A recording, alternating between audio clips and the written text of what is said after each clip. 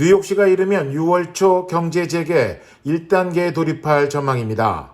빌드 블라지오 뉴욕시장은 현재까지 신규 입원자 수, 중환자실 환자 수, 신규 확진자 비율 등이 지속적으로 감소하고 있다고 밝히고 주정부가 내세운 7대 전제 조건을 이르면 6월 초에 달성할 수 있을 것이라고 설명했습니다.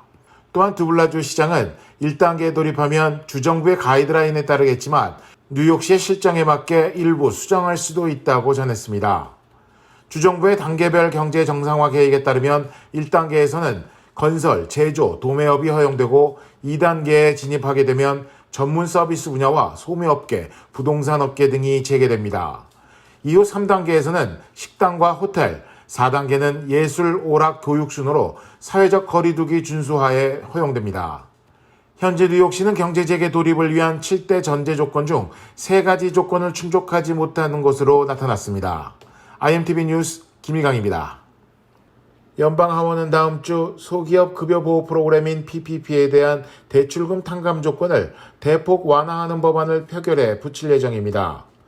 낸시 펠로시 연방하원 의장은 다음 주 연방하원에서 급여보호 유연성 법안을 표결 처리할 것을 시사했습니다.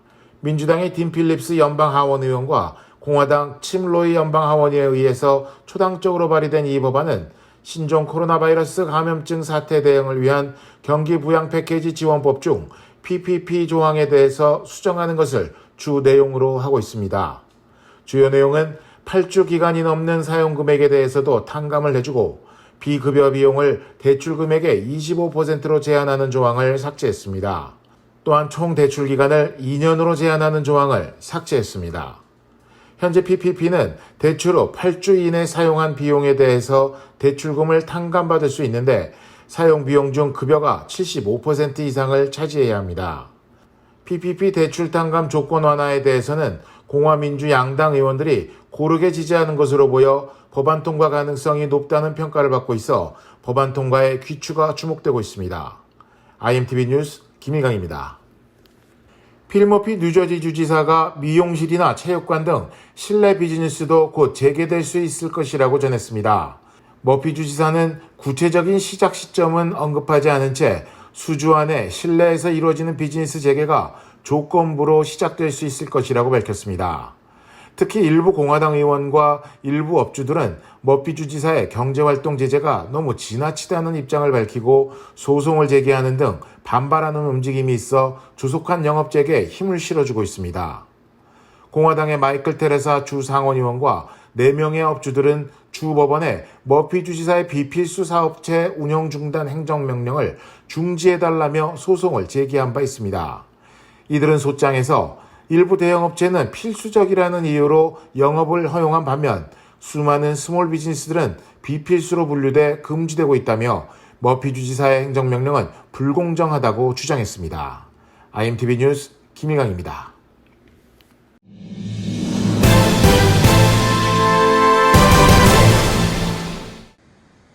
오늘 오후부터 다음 주 월요일까지 메모리얼 데이 연휴가 시작됩니다. 매년 이 연휴를 기점으로 본격적인 여름 여행 시즌이 시작되며 많은 사람들이 여행길에 올랐습니다. 하지만 올해는 팬데믹의 여파로 여행을 떠나는 주민 수가 역대 최저를 기록할 것으로 예상됩니다. 지난해 같은 기간 동안 미국 내 4,300만 명이 여행길에 나서 사상 두 번째로 많은 규모를 기록했습니다. 그러나 올해는 최저 여행객 기록인 2009년의 3,100만 명 수준에 웃돌 거란 분석입니다. 전미 자동차협회 트리플 A는 20년 만에 처음으로 올해 메모리얼 데이에 대한 여행 전망을 공개하지 않는다고 밝혔습니다. 매년 예상 여행객 수와 교통 정보를 안내해왔지만 코로나19 여파로 여행 산업이 유례없는 불황에 빠졌기 때문입니다. 이번 주말 장거리 여행이 어려워지며 해변이나 공원 등 가까운 지역으로 사람들이 몰릴 전망입니다. LA시와 카운티 해변에선 수영과 서핑, 산책 등만 가능하고 한자리에 오래 머무는 모든 행위는 금지됩니다. 해변 주차장과 자전거 도로도 이용할 수 없습니다. 또한 불법 운전 단속도 주의해야 합니다. 캘리포니아 고속도로 순찰대 CHP는 오늘 저녁 6시를 시작으로 최대 인력을 동원해 불법 운전에 대한 단속을 벌일 예정입니다. KBS 뉴스 이채은입니다.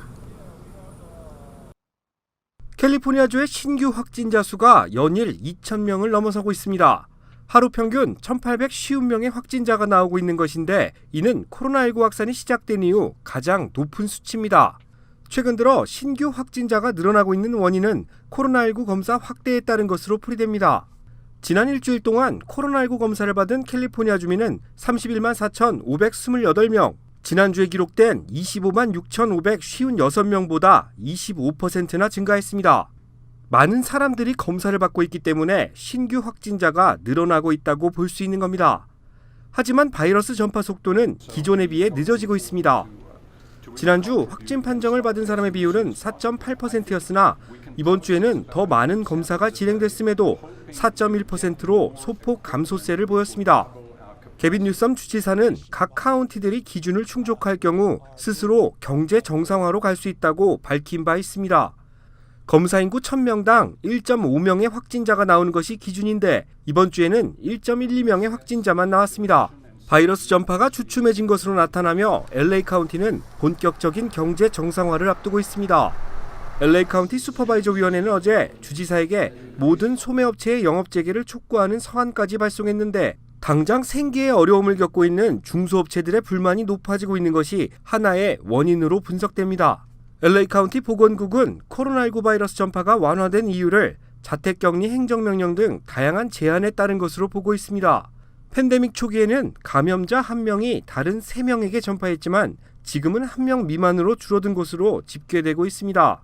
캘리포니아주의 검사가 확대되고 신규 확진자 수가 줄어들며 경제 정상화에 한 걸음 더 다가서고 있는 모습입니다.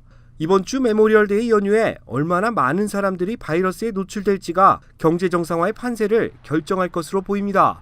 KBS 뉴스 이우수입니다.